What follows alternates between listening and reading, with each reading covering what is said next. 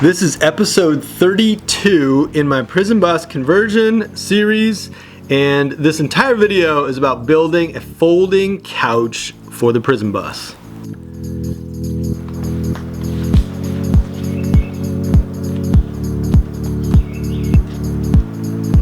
So I got going with some 1/4-inch birch plywood, and I sketched out some plans. I'm also going to post some detailed plans to Etsy in case you want to build a couch like this. And you can find that in my Etsy shop. It's just called Meta Spencer, like all my stuff. Alright, so the build starts by cutting out the end pieces and the rest of the frame. One end of the couch has a drawer. So this end piece, I cut the drawer face out of it, which I'll use later to face the drawer itself. And after that, I went ahead and cut the long piece for the base of the couch, and I went ahead and cut it on my table saw just because I get a really straight cut with the table saw. I know it's a little hard to wrangle a big old piece of plywood that way, but I use a circular saw just when I had to because it just doesn't create quite as straight a cut. Anyway, building the base frame for this couch just entails securing it to the floor and walls. I use glue and screws and nails and all kinds of stuff. If you are building this in a house, in like an apartment or something like that, you obviously would just add a fourth section to your base and then create some internal stabilization that isn't needed here since everything is built in and secured to the floor and the wall.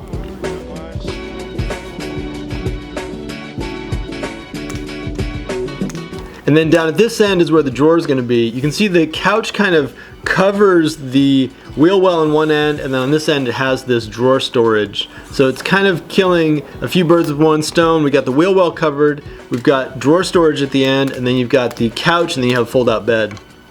This end needed a little bit of body weight on it just because the floor isn't perfectly level, and I wanted that piece of plywood just to bend a little bit. So I put some weight on it and then glued and tacked it in place, and it held pretty well. Inside here there are a couple rails attached. That is where my slats go. You'll see that later on in the video. The slats are to support the bed when it's in bed mode.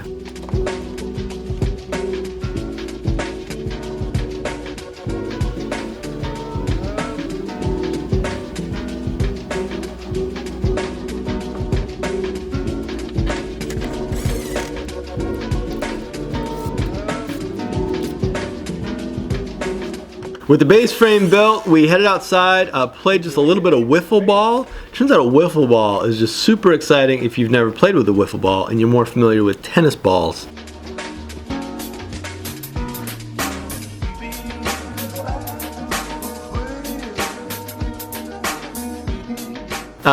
With the wiffle ball played with and the base frame built, we went ahead and installed those slats. And the slats I just glued and tacked in place, and as I covered the wheel well, I realized that I wanted to insulate that void.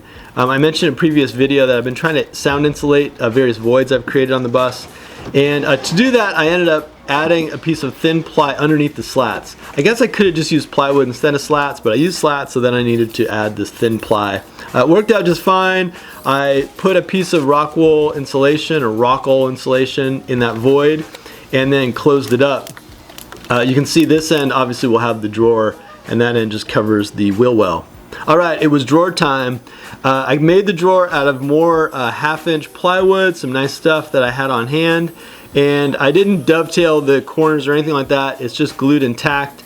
And then I put some grooves on the bottom of all the pieces, 1/4-inch grooves, in order to put the base of the drawer in. And the base of the drawer is just cut from thin plywood, 1/4-inch plywood. You can see that here. And then it slides in place. The drawer ended up pretty nice. The trick with drawers like this is just to make sure they're good and square. They can get kind of off kilter, what's the term, cattywampus, out of alignment. I use my table saw fence to square it up.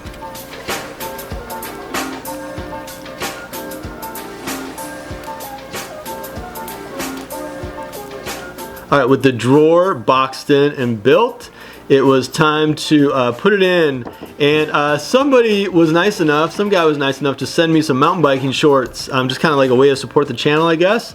And I've got those on here. I know I'm not mountain biking and I'm actually building a couch, but they worked out really well on a hot day. Thin shorts, I put a link down below. Thanks for the support, man. I really appreciate it. All right, I put one drawer slide on the base of this drawer. I know that's a little unconventional. Usually you'd have a couple of slides. I put one slide because I'm slightly cheap and wanted to save the other slide for something else. And then also because this drawer is ultimately going to be fastened in place. I'm going to have a couple of latches to fasten it in place so that it doesn't slide around when the bus is in use. So I think those single slides going to work out just fine. It is moving just fine. It seems pretty good. I attached the face to the drawer. Again, that face was that rectangle I originally cut out of that end piece.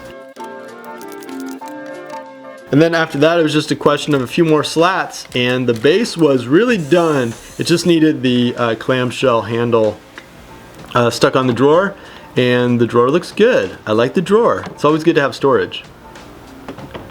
Okay, this is the beginning of the next step, which is putting in the folder. Before I did that, I wanted to put this final piece of trim on the wall. I'd been holding off on that because I thought the couch was going to interfere with it, blah, blah, blah. It didn't. Anyway, I put that in place and it looks a lot better. So for the back support and legs, I built a jig in order to cut them all exactly the same. You'll see why that's important. They need to be identical because they create alignment with the back support itself. Anyway, I created this little jig.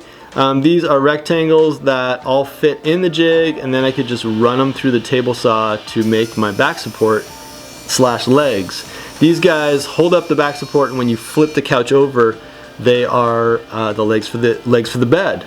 So they kind of have a dual purpose. I think I cut 9 of these. I probably could have done with fewer of them, just structurally, but I thought it looked good to have like multiple ribs in this way, so I cut 9 of these in the end. So with them all cut out, it was time to attach them to the section of the couch that folds. It's kind of like, you know, it serves as the bed and then it also serves as the seat. So this is a folder assembly, I'm calling it, and assembling these was pretty simple. It just took glue and wood screws, and the trick here is just making sure they're all square and not, you know, not going in different angles or anything. So it takes a little bit of care and some math to do your spacing exactly right.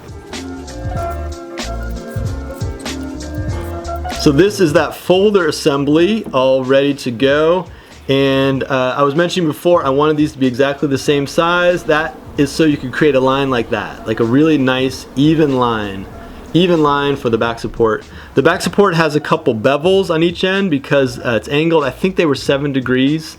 It'll sort of depend on how the configuration of your jig, but those bevels just make that back support come really flush with the base. I cut the angles on the table saw, and the back support was ready to go. And this guy I just glued and tacked it in place, and then after that, this whole assembly was ready to be installed.